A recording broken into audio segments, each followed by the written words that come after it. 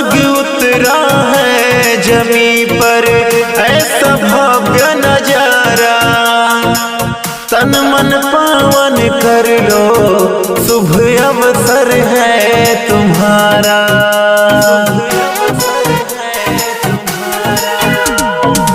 स्वर्ग उतरा है जमी पर ऐसा भव्य नजारा।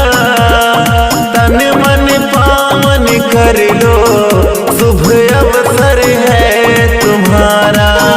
जहाँ संस्कृति की ज्ञान, ये तीरथ की नगरी अपना प्रयाग धाम।